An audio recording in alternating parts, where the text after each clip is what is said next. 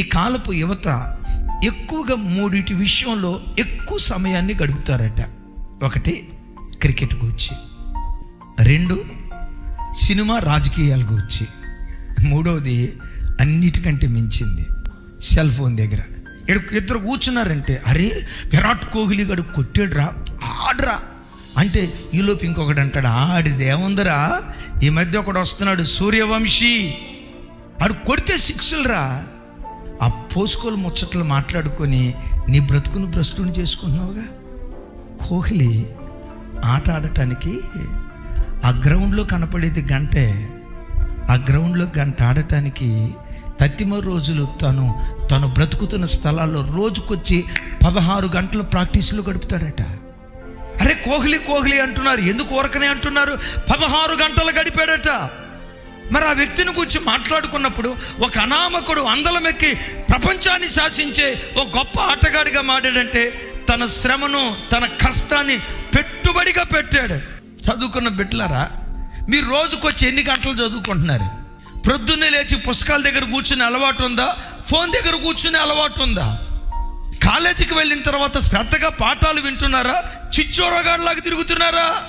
School నుంచి ఇంటికి వచ్చి, కాలేజీ నుంచి ఇంటికి వచ్చిన తర్వాత నా జీవితంలో నేను ఒక స్థాయికి వెళ్ళాలి, ఆ స్థాయికి వెళ్ళాలంటే ఆడతా పాడుతా బ్రతికితే కాదు, కష్టపడాలి.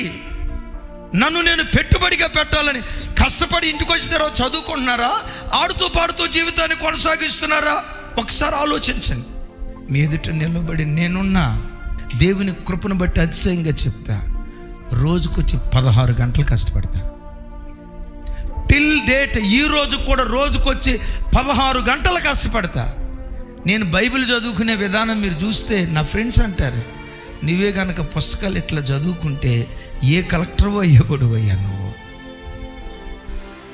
ఏది క్రైస్తవుని ఆయుధం? శ్రమపడే మనస్సు. ఏది క్రైస్తవుని ఆయుధం? సుఖభోగాలతో బ్రతికేది కాదు, తినుము తాగుమన్నట్లుగా బ్రతికేది కాదు, కంటారా నిద్రపోయి కడుపు నిండా తిని రోజుకొచ్చి 10 గంటలు 8 గంటలు సోమరిపోతోడులాగా పెరిగి ఒళ్ళు ఈ కార్యక్రమం చేసేది కాదు. నీ దేవుడు శరీరమందు శ్రమ పడ్డాడు. క్రైస్తవ యవన బిడ్డలారా, సోమరితనాన్ని అలవాటు చేయకండి, సుఖభోగాలు అలవాటు చేయకండి, విపరీతమైన తిండిని అలవాటు చేయకండి, పొరపాటున నిద్రపోతానని అలవాటు చేయకండి. క్రీస్తు శరీరమందు శ్రమ పడినట్లుగా మీరు శరీరంతో ఉన్న దినాల్లోనే శ్రమపడే మనస్సును మీరు కలిగి ఉండండి. ఓ భక్తుడు అంటాడు, శ్రమ నీ ఆయుధమైతే విజయం నీకు బానిసగా దేవుడు మారుస్తాడు.